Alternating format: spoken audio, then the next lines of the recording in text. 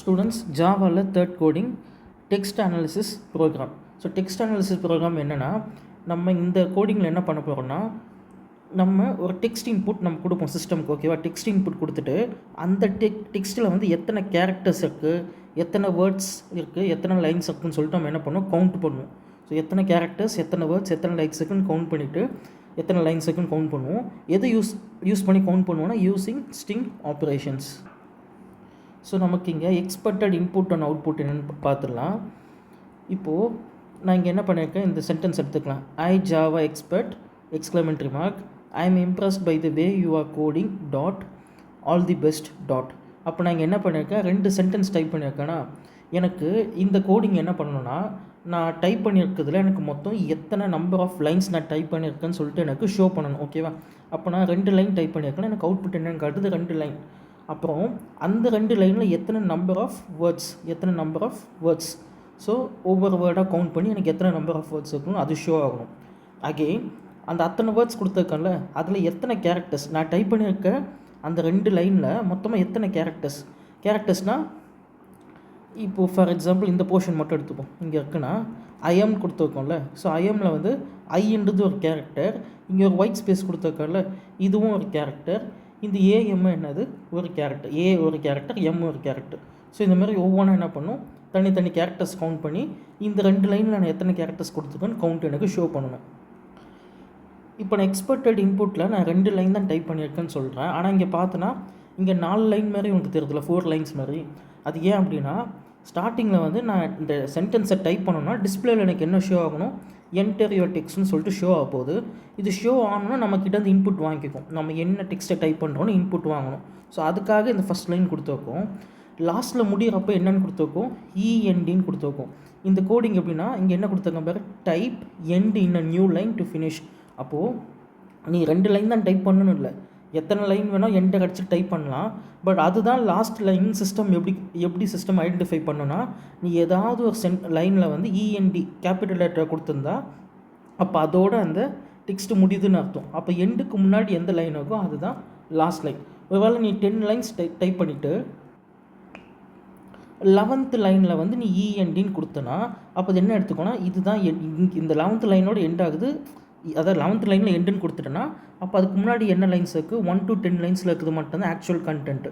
ஓகேவா? ஸோ இந்த இஎன்டின்னு சொல்கிறது நம்ம அதோட அதுக்கு முன்னாடி லைனில் அந்த நம்ம என்ன பண்ணி டைப் பண்ணி முடிச்சான்னு சொல்லிட்டு சிஸ்டம் இண்டிகேட் பண்ணுறோம். ஸோ அதை தான் என்ன பண்ணிங்க கொடுத்துருக்கேன். அப்போது பார்க்குறதுக்கு 4 லைன் மாதிரி இருந்தாலும் ஆக்சுவல் நான் எத்தனை லைன் டைப் பண்ணுறேன், 2 லைன். இந்த கான்செப்ட் ஓகேவா? இங்கே நம்ம இதை இம்ப்ளிமெண்ட் பண்ணுறதுக்கு மேலே நம்ம எய்மில் என்ன சொல்லியிருக்கோம், யூஸிங் ஸ்ட்ரிங் ஆப்ரேஷன்ஸ். இப்போ கோடிங் பார்ட் போயிடலாம். ஸோ நம்மக்கிட்ட எப்போல்லாம் இன்புட் வாங்க போதோ நம்ம என்ன பண்ணுவோம், இன்புட் java.util.scanner. ஸோ ஸ்கேனர் இருந்தால் தான் நம்மக்கிட்ட இன்புட் வாங்க முடியும். ஸோ இதை இம்போர்ட் பண்ணியாச்சு. நம்ம இந்த கிளாஸ்க்கு ஒரு பேர் வைக்கணும்ல, ஸோ டெக்ஸ்ட் ஸ்டாட்டிஸ்டிக்ஸ் நேம் வச்சுக்கலாம். நடுவில் இந்த கேப்பும் விடக்கூடாது. ஸோ கண்டினியூஸாக டைப் பண்ணணும் இந்த நேமை. அது கிளாஸு. ஸோ அது என்ன ஆக்சஸ் கொடுத்துருக்கோம், பப்ளிக் ஆக்சஸ்ஸு. இப்போ நமக்கு அவுட்புட் ரன் ஆகணும்னா நம்ம என்ன டிக்ளேர் பண்ணுவோம், public static void main method declare பண்ண தான். So public static void main string args. இப்போ என்ன பண்ணுவோம், எனக்கு இன்புட் அந்த ஸ்கேனர் நம்ம இம்போர்ட் பண்ணியிருக்கோம்ல, ஸோ அதுக்கு வந்து அந்த ஸ்கேனர்ன்ற கிளாஸுக்கு நம்ம ஆப்ஜெக்ட் கிரியேட் பண்ணியிருக்கோம் எஸ்சின்னு சொல்லிட்டு. அது நியூ ஸ்கேனர், அப்போ மெமரியில் வந்து நியூ ஸ்பேஸ் கிரியேட் பண்ணி சிஸ்டம் டாட் இன்னா நான் கீபோர்டில் என்னெல்லாம் டைப் பண்ணுறோன்னு எல்லாமே என்ன பண்ணிக்கோ, இன்புட்டாக எடுத்துகிட்டு ஸ்டோர் பண்ணிக்கும். இப்போ எனக்கு இந்த ஃபஸ்ட் லைன் இருக்குல்ல, எக்ஸ்பெக்டட் இன்புட்டில் ஃபஸ்ட் லைன் என்னது, enter your text type end in a new line to ஃபினிஷ்னு கொடுத்துருக்கல. ஸோ இங்கே என்ன இருக்குது, ஆசிட்டிஸ் என்ன பண்ணணும், இங்கே டைப் பண்ணணும். டபுள் கோட்ஸ்குள்ளே டைப் பண்ணால் எனக்கு இது அப்படியே அங்கே என்ன ஆகும், சிஸ்டம் டாட் அவுட் பிரிண்டெல்லாம் டபுள் கோட்ஸில் டைப் பண்ணால் எனக்கு இது அப்படியே அங்கே டிஸ்பிளேயில் ஷோ ஆகும். நெக்ஸ்ட்டு இந்த லைன் ரொம்ப important, string builder text is equal to new string builder ஆஃப்னு கொடுத்தக்கல. இந்த ப்ராக்கெட்ஸை யூஸ் பண்ணி நம்ம ஆஃப் பண்ணுவோம். ஓகேவா? நியூ ஸ்ட்ரிங் பில்டர் ஆஃப், அதான் பேரந்தசிஸ் ப்ராக்கெட் அது. ஸோ இந்த வேர்டு நியூன்னு பார்க்கும்போது என்ன தெரியுதுன்னா, இங்கே நம்ம ஏதோ ஆப்ஜெக்ட் ஒன்று கிரியேட் பண்ணியிருக்கோம். எந்த கிளாஸ்க்கு ஆப்ஜெக்ட் கிரியேட் பண்ணியிருக்கோம்னா ஸ்ட்ரிங் பில்டர். ஓகேவா? ஆனால் நம்ம ஸ்ட்ரிங் பில்டர்ன்ற கிளாஸ் நம்ம எங்கேயும் தனியாக டிக்ளேர் பண்ணலாம், ஏன்னா அது டிஃபால்ட் கிளாஸ். ஓகேவா? அந்த பேக்கேஜில் நமக்கு பை ஜாவாவில் என்ன இருக்குது, இன்பில்ட்டான பேக்கேஜ்னால. ஸோ டேரெக்டாக நம்ம என்ன பண்ணலாம், இப்போ இங்கே கூட நம்ம இப்படி ஸ்கேனருக்கு நம்ம எந்த கிளாஸ்ன்னு தனியாக போடல, டேரெக்ட் ஆப்ஜெக்ட் கிரியேட் பண்ணியிருக்கோம்ல. ஸோ இதுவும் டிஃபால்ட்டாக இருக்கனால நம்ம என்ன பண்ணலாம், பில்ட்இன்னால நம்ம ஜஸ்ட்டு ஸ்ட்ரிங் பில்ட்னு கொடுத்துட்டு அந்த கிளாஸில் நம்ம என்ன ஆப்ஜெக்ட்னு பேர் வச்சுக்கோம், அந்த ஆப்ஜெக்ட் பேர் வந்து TEXTன்னு வச்சுருக்கோம். ஸோ அதுக்கு நியூ ஸ்பேஸ் க்ரியேட் பண்ணி ஸ்ட்ரிங் பில்டர்னு கொடுத்துருக்கோம். ஜாவாவில் வந்து ஸ்ட்ரிங்குன்னு ஒரு கான்செப்ட் இருக்குது, ஸ்ட்ரிங் பில்டர்னு ஒரு கான்செப்ட் இருக்குது, இன்னொன்று வந்து ஸ்ட்ரிங் பஃபர்னு ஒரு கான்செப்ட் இருக்குது, ஸ்ட்ரிங் பஃபர். ஓகேவா? ஸோ நம்ம இங்கே தேர்ட் கோடிங்கில் ஸ்ட்ரிங்னா என்னென்னு பார்த்துட்டு இருக்கோம். இங்கேயே வந்து ஸ்ட்ரிங் பில்டர். ஓகேவா? ஸ்ட்ரிங் பில்டர் சொல்லிட்டு இதே தேர்ட் கோடிங்கில் பார்க்குறோம். இந்த ஸ்ட்ரிங் பஃபர் வந்து நம்ம 7th கோடிங்கில் பார்ப்போம். ஓகேவா?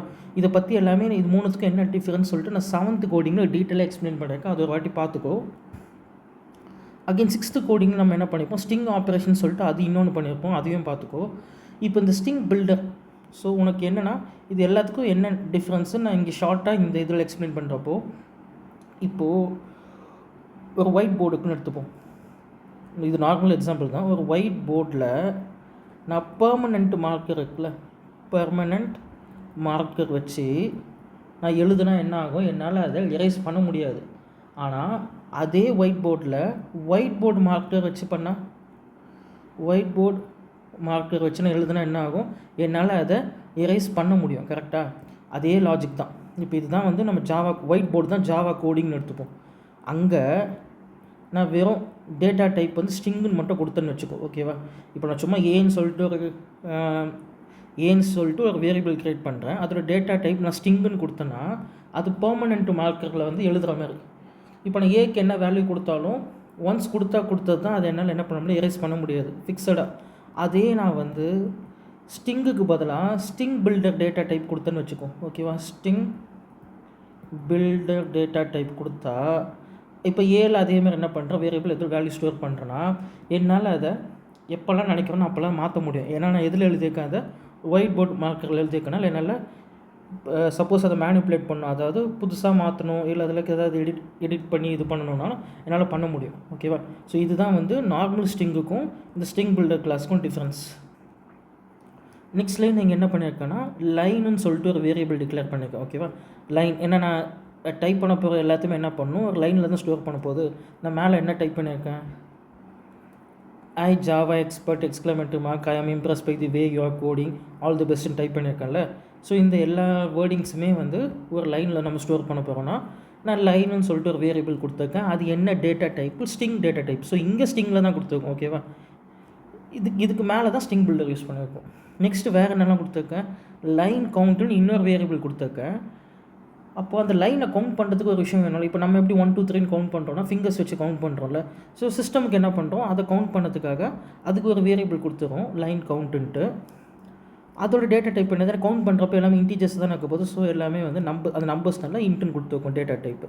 ஸ்டார்டிங்கில் எதுவுமே கவுண்ட் ஆகாதனால 0ன்னு வச்சு கொடுத்துருக்கோம். இந்த டபுள் ஸ்லாஷ் எதுனா இது கமெண்ட்ஸ். ஓகேவா? ஜாவாவில் வந்து கமெண்ட்ஸ் டபுள் ஸ்லாஷ் கொடுத்துருந்தா comments. So read multiple lines until the user types endன்னு இருக்குல்ல, END. நான் வந்து கேபிட்டல் ENDன்னு கொடுத்தா, அதாவது இங்கே கேபிட்டல் ENDன்னு கொடுத்தா இங்கே என்ன பண்ணணும், கேபிட்டல் END. அப்போ கேபிட்டல் END கொடுத்தா மட்டும் தான் சிஸ்டம் அது என்னென்னு அண்டர்ஸ்டாண்ட் பண்ணிக்கோன்னா அதுக்கு முன்னாடி லைனோட அந்த கோடிங் அந்த நம்ம டைப் பண்ண சென்டென்ஸ் எண்ட் ஆகுதுன்னு புரிஞ்சுக்கும். நம்ம மாற்றி ஸ்மால் ENDன்னு கொடுத்தா என்ன பண்ணாது, அது ஐடென்டிஃபை பண்ணாது. இல்லை ஃபஸ்ட் லெட்டர் மட்டும் கேபிட்டல் கொடுத்துட்டு மிச்சம் 2 ஸ்மால் கொடுத்தாலும் பண்ணாது. ஏன் பண்ணாதுன்னா நம்ம இங்கே என்னன்னு கொடுத்துருக்கோம், இங்கே கேபிட்டல் END.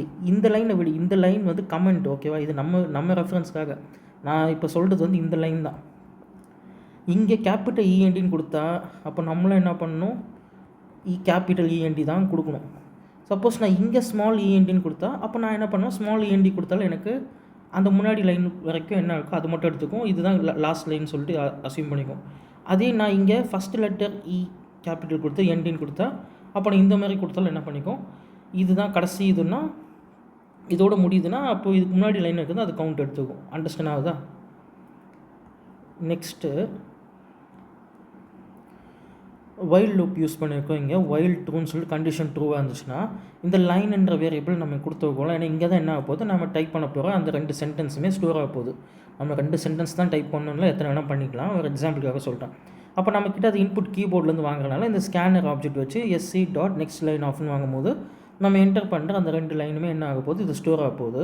இப்போ என்ன பண்ணிக்கும், கண்டிஷன் இஃப்ன்ற கண்டிஷன் வச்சு ஒரு வேளை அதாவது நான் அந்த ஜாவா எக்ஸ்பர்ட் அப்படின்னு சொல்லிட்டு நம்ம மேலே கொடுத்துருக்கோம்ல, ஸோ அந்த ஒரு நிமிஷம் இந்த லைன் ஓகேவா, Java expert I'm impress by the வே.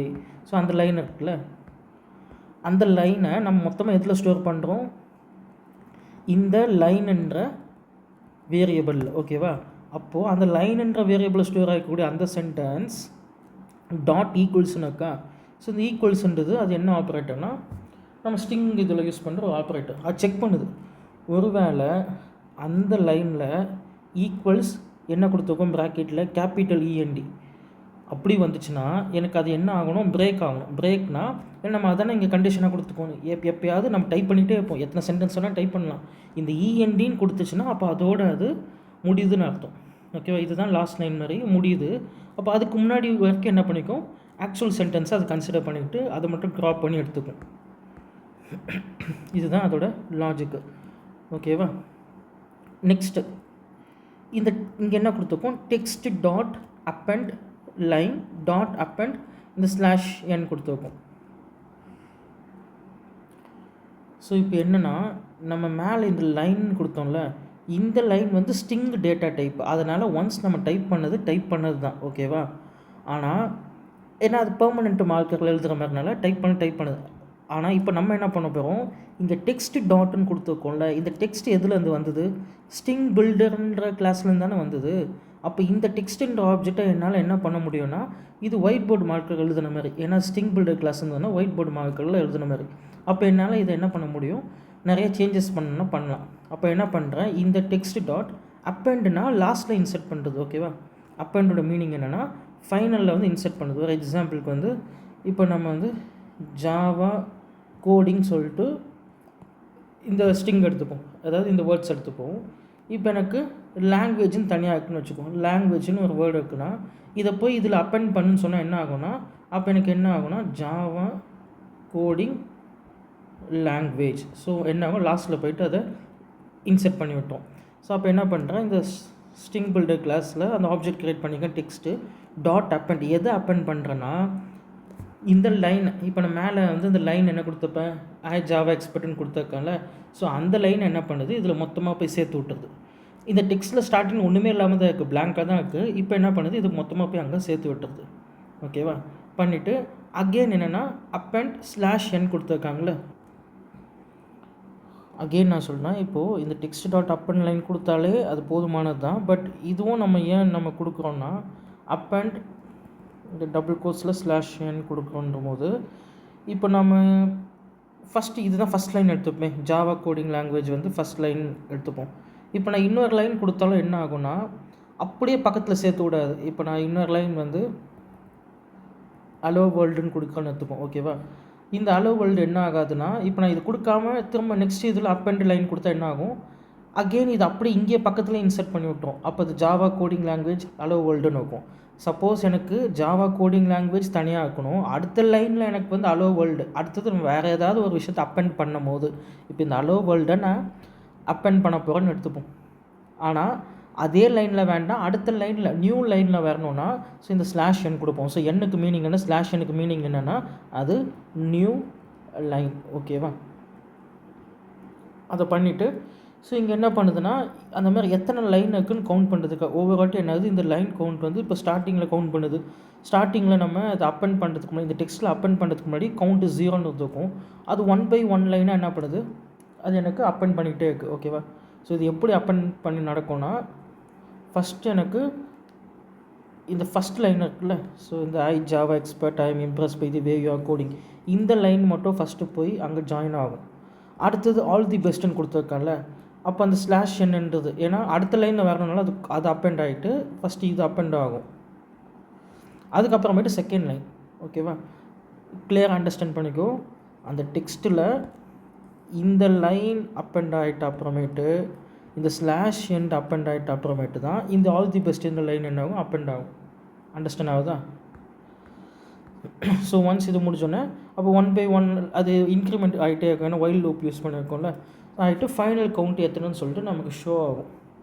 அப்புறம் இன்னொன்று என்ன பண்ணியிருக்கோன்னா ஃபுல் டெக்ஸ்ட்னு சொல்லிட்டு ஒரு வேரியபிள் க்ரியேட் பண்ணியிருக்கோம். அது என்ன டேட்டா டைப்? அது நார்மல் ஸ்ட்ரிங் டேட்டா டைப்பு. இப்போ நான் மேலே கொடுத்தக்கால இந்த டெக்ஸ்ட்டு, இப்போ அந்த டெக்ஸ்ட்டை நம்ம என்ன பண்ணுறோம், டூ ஸ்ட்ரிங்குன்னு மாற்றுறோம். அதாவது நார்மல் டெக்ஸ்ட்டை. ஏன்னா இப்போ ஒன்ஸ் என்ன பண்ணியாச்சு, நம்ம இந்த ஒயிட் போர்டு மார்க்கரில் வச்சு, அதாவது ஸ்ட்ரிங் பில்டு கான்செப்ட் வச்சு நம்ம என்ன பண்ணியாச்சு, ஒயிட் போர்டு மார்க்கரில் எல்லாம் பர்ஃபெக்டாக முடிச்சாச்சு. இப்போ எனக்கு இதுக்கு மேலே அதில் எந்த சேஞ்சஸுமே இல்லைன்னு தெரிஞ்சுன்னா நான் என்ன பண்ணிடலாம், ஒயிட் போர்டு மார்க்கர் எழுதுந்து நான் இப்போ வந்து இனிமேல்ட்டு எந்த சேஞ்சஸும் பண்ண போகிறதில்ல, நான் பெர்மனெண்ட் மார்க்கர் வச்சு என்ன பண்ணிக்கலாம், எழுதிக்கலாம்ல. ஸோ அதனால் இங்கே திரும்ப என்ன பண்ணுறோம், ஸோ இது அகெயின் வந்து டூ ஸ்ட்ரிங்குன்னு மாதிரி மாற்றிக்கிறோம் நார்மல் ஸ்ட்ரிங் டேட்டா டைப்புக்கு. இப்போ என்ன பண்ண போகிறோன்னா, இந்த டபுள் ஸ்லாஷ் வந்து நமக்கு அண்டர்ஸ்டாண்டிங்காக. ஸோ கவுண்ட்ஸ் கேரக்டர்ஸ் எக்ஸ்க்ளூடிங் தி எண்டிங் நியூ லைன். இப்போ நான் இங்கே என்ன பண்ணுறேன், இன்ட் கேர் கவுண்ட்டுன்னு கொடுத்துருக்கேன். ஓகேவா, கேர் கவுண்ட்னா அது ஒரு வேரியபிள், அது எனக்கு எத்தனை கேரக்டர்ஸ்ன்னு கவுண்ட் பண்ணி காட்ட போகுது. இங்கே என்ன பண்ணுறேன்னா, இந்த ஃபுல் டெக்ஸ்ட் இருக்குல்ல, ஸோ இந்த ஃபுல் டெக்ஸ்ட்டில் டாட் லென்த்துன்னு கொடுத்தனா அந்த ஃபுல் டெக்ஸ்ட்டில் ஸ்டோர் ஆகக்கூடிய அந்த 2 சென்டென்ஸ் இருக்குல்ல, நம்ம கொடுத்த அந்த 2 சென்டென்ஸு, அதில் இருக்கக்கூடிய எல்லா கேரக்டர்ஸோட கவுண்ட் எடுத்துகிட்டு அதை லென்த்துனா எல்லா கேரக்டர்ஸோட கவுண்ட் எடுத்துகிட்டு நமக்கு டிஸ்பிளே பண்ணணும். ஓகேவா, பட் இது நடக்கணும்னா நம்ம இன்னும் சில ஃபங்க்ஷன்ஸ் இங்கே நம்ம டிக்ளேர் பண்ணணும். ஸோ சும்மா நடக்காதுல்ல. ஒரு எக்ஸாம்பிளுக்கு நான் சொல்கிறேனே, இது கவனிச்சுக்கோ. இப்போ இதுதான் ஒரு A4 ஷீட்னு எடுத்துப்போம். ஓகேவா, ஒரு A4 ஷீட்டில் எனக்கு வந்து நான் என்ன பண்ணியிருக்கேன்னா, ஒரு 6 இமேஜஸ் வந்து நான் ப்ளேஸ் பண்ணி நான் அந்த ஷீட்டை பிரிண்ட் அவுட் எடுத்துக்கன்னு வச்சுப்போம். ஆனால் என்னோடய டார்கெட் என்னென்னா, இதில் எத்தனை இருக்குன்னு கவுண்ட் பண்ணணும். இப்போ இந்த ஒரு A4 ஷீட்டில் எத்தனை ஃபோட்டோஸ் இருக்குன்னு நான் கவுண்ட் பண்ணால் நம்ம ஈஸியாக கவுண்ட் பண்ணல, 1 2 3 4 5 6ன்ட்டு. பட் இதை நம்ம ஹியூமன்ஸ் நார்மலாக பண்ணுறோம். பட் சிஸ்டமுக்கு என்ன பண்ணணும், கரெக்டாக இந்த பார்டர் எங்கே இருக்கோ அதுதான் வந்து அந்த பிக்சர்ன்ற மாதிரி நமக்கு அது கோடிங் அடிக்கணும்ல. அப்போ நம்ம இது யூஸ்வலாக நம்ம என்ன பண்ணலான்னா, இதை ஒரு சிசர் எடுத்து கட் பண்ணலாம்ல. ஃபஸ்ட்டு நம்ம என்ன பண்ணணும், எது ஆக்சுவல் ஃபோட்டோஸ் தெரியணும்னா, ஒரு சிசர் எடுத்துகிட்டு இந்த தேவையில்லாத ஒயிட் ஸ்பேஸ் இருக்குல்ல, ஃபஸ்ட்டு நம்ம என்ன பண்ணுவோம், இதை மட்டும் கட் பண்ணி எடுத்துரும். அதை நம்ம என்னன்னு சொல்லலாம், ட்ரிம்முன்னு சொல்லிக்கலாம். ஓகேவா, இந்த சைடில் இருக்க ஒயிட்டும் நம்ம என்ன பண்ணிடலாம், கட் பண்ணி எடுத்துக்கலாம். இதையும் நம்ம என்ன சொல்லலாம், ட்ரிம். ஒன்ஸ் பண்ணிட்ட அப்புறம் இந்த நடுவில் இருக்க இந்த ஒயிட் ஸ்பேஸ்லாம் இருக்குல்ல, இந்த ஒவ்வொரு ஒயிட் ஸ்பேஸையும் நம்ம என்ன பண்ணிக்கலாம், அதையும் நம்ம ஸ்ப்ளிட் பண்ணி எடுத்துக்கலாம். ஓகேவா, எடுத்துகிட்டு நமக்கு என்ன ஆகிடும், எத்தனை இமேஜஸுக்கும் தனித்தனியாக ஒவ்வொரு பிக்சரை நமக்கு தனித்தனியாக கையில் கிடச்சிடும்ல. இதே ப்ராசஸ் தான் நம்ம இப்போ இங்கே டிக்ளேர் பண்ண போகிறோம். அப்போது split by white spaces to count the வேர்ட்ஸ்னுக்கா, இங்கே நம்ம என்ன பண்ணுறோம், வேர்ட்ஸ்ன்னு சொல்லிட்டு ஒரு வேரியபிள், ஆனால் அது என்னவா க்ரியேட் பண்ணியிருக்கோன்னா அரேவாக க்ரியேட் பண்ணியிருக்கோம். ஓகேவா, வேர்ட்ஸ்ன்னு சொல்லிட்டு நம்ம அதை வேரியபிளாக பண்ணாமல் அரேவாக க்ரியேட் பண்ணியிருக்கோம். ஏன் அரேன்னு சொல்கிறேன்னா, அங்கே என்ன கொடுத்துருக்காங்க, இந்த ஸ்கொயர் ப்ராக்கெட்ஸ் கொடுத்துருக்காங்க. இதை நீ அப்படியும் கொடுக்கலாம், இல்லை ஸ்ட்ரிங்குன்ற டேட்டா டைப் கொடுத்துட்டு வேர்ட்ஸ் பக்கத்தில் என்ன பண்ணலாம், இந்த ப்ராக்கெட் கொடுத்துக்கலாம். இங்கே ஃபுல் டெக்ஸ்ட்டை ஃபஸ்ட்டு என்ன பண்ணியிருக்காங்க, இந்த ஃபுல் டெக்ஸ்ட்டில் ஸ்டோர் பண்ணிக்கூட நம்ம டைப் பண்ண அந்த ஜாவா எக்ஸ்பர்ட்னு இருக்கலாம், அந்த சென்டென்ஸை என்ன பண்ணியிருக்காங்க, ஃபஸ்ட்டு டாட் ட்ரிம்னு கொடுத்துருக்காங்க. இந்த ட்ரிம் என்ன பண்ணும், இப்போ நாங்கள் சொன்ன மாதிரி சைடில் தேவையில்லாத ஒயிட் ஸ்பேஸ்லாம் இருக்கும்ல, முன்னாடி பின்னாடி ஜாவா எக்ஸ்பர்ட்னு நான் கொடுக்குறேன்னா, சம்டைம்ஸ் சில பேர் என்ன பண்ணியிருப்பாங்க, எடுத்தோடனே ஒரு 4 ஒயிட் ஸ்பேஸ் கொடுத்துருப்பாங்க, கொடுத்துட்டு அப்புறமேட்டு இந்த டபுள் கோட்ஸ்குள்ளே ஒயிட் ஸ்பேஸ் கொடுத்துட்டு அப்புறமேட்டு டைப் பண்ணியிருப்பாங்க. முடியும் போது சில பேர் ஒயிட் ஸ்பேஸ் கொடுத்துருப்பாங்க. அப்போ முன்னாடி பின்னாடி இருக்கக்கூடிய ஒயிட் ஸ்பேஸை எடுக்கிறதுக்காக நம்ம ட்ரிம் பண்ணியிருக்கோம். ஓகேவா, இந்த ஸ்ப்ளிட்டுன்னு கொடுத்துருக்கோம்ல, ஸ்ப்ளிட்டு இந்த டபுள் கோட்ஸ்குள்ளே //s ப்ளஸ்ன்னு கொடுத்துருக்கோம்ல, இது ஸ்பேஸஸை ரிமூவ் பண்ணுறது, ஒயிட் ஸ்பேஸ். அது எந்த ஸ்பேஸஸை ரிமூவ் பண்ணோன்னா, நடுவில் இருக்குது பார்த்தியா இந்த ஒயிட் ஸ்பேஸஸ், அதை ரிமூவ் பண்ணி எடுத்துக்கும். ஓகேவா, இந்த இடத்துல நம்ம ஃபஸ்ட்டு பண்ணுறது எதுக்குன்னா, கேரக்டர்ஸாக கவுண்ட் பண்ணுறது. கேரக்டர்ஸ்னால் எத்தனை, அதாவது ஆல்ஃபபெட்ஸ் எத்தனை இருக்குது, ஒயிட் ஸ்பேஸஸ் எத்தனை இருக்குது, இந்த எக்ஸ்க்ளமேட்டரி மார்க்கு, டாட்டு, பஞ்சுவேஷன் எத்தனை இருக்குது, அதை கவுண்ட் பண்ணுறதுக்கு. இப்போ பண்ணுறது நம்ம வேர்ட்ஸ் எத்தனை இருக்குன்னு கவுண்ட் பண்ணுறதுக்கு. இப்போ வேர்ட்ஸ் தான் இந்த பிக்சர்ஸ்னு எடுத்துப்போம். ஓகேவா, அப்போ நடுவில் இருக்க ஸ்பேஸை நம்ம எடுக்கணும்ல. ஸோ அதை தான் இங்கே வந்து ஸ்ப்ளிட்டுன்ற மாதிரி, முன்னாடி பின்னாடி இருக்க கேப்பை ஒயிட் ஸ்பேஸை எடுத்தோன்னா அது ட்ரிம்மு, ஒவ்வொரு வேர்டுக்கும் நடுவில் இருக்க ஒயிட் ஸ்பேஸை எடுத்தோன்னா அது ஸ்ப்ளிட்டுன்னு. ஓகேவா, லாஸ்ட்டு இது எல்லாமே பண்ணி முடிச்சுட்டு நம்ம இந்த வேர்டை கவுண்ட் பண்ணுறதுக்காக மேலே என்ன பண்ணியிருக்கோம், அந்த கேரக்டரை கவுண்ட் பண்ணுறதுக்காக வேரியபிள் டிக்ளேர் பண்ணியிருக்கோம்ல. இப்போ வேர்டு எத்தனை இருக்குன்னு கவுண்ட் பண்ணுறதுக்கு அதுக்கு ஒரு வேரியபிள் டிக்ளேர் பண்ணிவிட்டு அதையும் நம்ம, ஏன்னா வேர்ட்ஸ் வந்து இன்டீஜரில் தான் நம்ம சொல்ல போகிறோம் எத்தனை வேர்ட்ஸ் இருக்குன்ட்டு. ஆனால் இன்ட் டேட்டா டைப்பு இங்கே என்ன பண்ணியிருக்கோன்னா, இந்த ஃபுல் டெக்ஸ்ட் இருக்குல்ல, இதை ட்ரிம் பண்ணிவிட்டு இஸ் எம்டின்னு சொல்லிட்டு ஒரு ஸ்ட்ரிங் ஆப்ரேஷன் இருக்குது. ஓகேவா, இது ஒரு வேலை எம்டியாக இருந்துச்சுன்னா இந்த இந்த கொஷின் மார்க்கு இந்த கோலன் சிம்பிளுக்கு ஒரு மீனிங் இருக்குது. நம்ம யூஸ்வலாக ஜாவாவில் என்ன பண்ணுவோம், இஃப் எல்ஸ்ன்னு யூஸ் பண்ணுவோம்ல. இஃப் இது ட்ரூவாக இருந்துச்சுன்னா அதோட கண்டிஷன் நடக்கணும். அது இஃப் அந்த கண்டிஷன் ட்ரூவாக இருந்தால் அதில் என்ன ஸ்டேட்மெண்ட்டோ அது எனக்கு ஷோ ஆகணும். எல்ஸ் ஒரு வேளை அது இது வந்து ஃபால்ஸ் ஆச்சுன்னா இங்கே எல்ஸில் என்ன ஆகும், எனக்கு அது வந்து ஷோ பிரிண்ட் ஆகணும். லாஜிக் புரியுதுல. ஸோ இந்த இஃப் எல்ஸை வந்து நம்ம இப்படி தான் கொடுக்கணும்னு இல்லை, அது ஷார்ட் ஃபார்மில் நம்மளால் கொடுக்க முடியும். அந்த ஷார்ட் ஃபார்ம் தான் நம்ம இங்கே கொடுத்துருக்க எக்ஸ்ப்ரெஷன். என்ன எக்ஸ்ப்ரெஷன், இந்த கொஷின் மார்க் ஸோ இந்த கொஷின் மார்க் எப்படின்னா இஃப்ன்ற மாதிரி டினோட் பண்ணும். இந்த கோலன் சிம்பிள் வந்து எல்ஸ்ன்ற மாதிரி. அதாவது இங்கே முன்னாடி நான் கொடுத்துருக்கேன்ல, ஒரு வேளை இந்த ஃபுல் டெக்ஸ்ட் டாட் நட்ரி மேலே இங்கே பண்ணியிருக்கோம்ல, இதை பண்ணி ஒரு வேளை அது எம்டியாக இருந்துச்சுன்னா, இஃப் இது எம்டியாக இருந்துச்சுன்னா எனக்கு அவுட்புட் என்னன்னு ஷோ ஆகணும், 0ன்னு ஷோ ஆகணும். அப்படி இல்லைன்னா எனக்கு எல்ஸ் பார்ட்டில் என்ன கொடுத்துருக்கேன், அந்த எத்தனை வேர்ட்ஸ் இருக்கோ அதை கவுண்ட் பண்ணி அதோட லென்த் என்னது, அதாவது அந்த வேர்ட்ஸ் டாட் லென்த்துன்னு கொடுத்தோன்னா எத்தனை வேர்டுக்கு கவுண்ட் பண்ணி அது ஷோ ஆகும். ஒரு இதை இன்னொரு வாட்டி நான் கிளியராக சொல்கிறேன். இந்த ப்ராசஸ் முடிச்ச அப்புறம் அந்த ஃபுல் டெக்ஸ்ட்டை ட்ரிம் பண்ணிட்ட அப்புறம் அது எம்டியாக இருக்கான்னு செக் பண்ணணும். இஃப் எம்டியாக இருந்துச்சுன்னா அந்த கொஷின் மார்க்கு இஃப் மீனிங் எனக்கு அவுட்புட் என்னன்னு ஷோ ஆகணும், 0ன்னு ஷோ ஆகணும். அந்த கோலன் சிம்பிள் வந்து எல்ஸ்ன்ற மாதிரி. அப்படி இல்லைன்னா எனக்கு எத்தனை வேர்ட்ஸ் இருக்கோ கவுண்ட் பண்ணி. இங்கே ஏன் 0னா, சில பேர் என்ன பண்ணியிருப்பாங்கன்னா ஒன்றுமே டைப் பண்ணாமல் விட்டுருப்பாங்க. வெறும் இப்போது என்டர் அந்த கேட்குதுல ஸ்டார்டிங்கில் என்டர் யுவர் டெக்ஸ்ட்டுன்னு கேட்குதுல, சில பேர் என்ன பண்ணியிருப்பாங்க டெக்ஸ்ட்டே என்டர் பண்ணாமல் ஃபுல்லாக ஒயிட் ஸ்பேஸ் கொடுத்துட்டு லாஸ்ட்டில் இண்டின்னு போட்டு முடிச்சுட்டு இருப்பாங்க. அப்போ எல்லாமே ஒயிட் ஸ்பேஸாக இருந்தால் அங்கே என்ன இல்லை, எந்த வேர்ட்ஸுமே இல்லைல்ல. ஒயிட் ஸ்பேஸாக இருக்கும் போது ஒன்றால் என்ன பண்ண முடியாது, எத்தனை வேர்ட்ஸ் இருக்குன்னு கவுண்ட் பண்ண முடியாதுல்ல. ஸோ அதுக்காக அங்கே என்ன பண்ணியிருக்காங்க, 0ன்ற மாதிரி கொடுத்துருக்காங்க. லாஸ்ட்டில்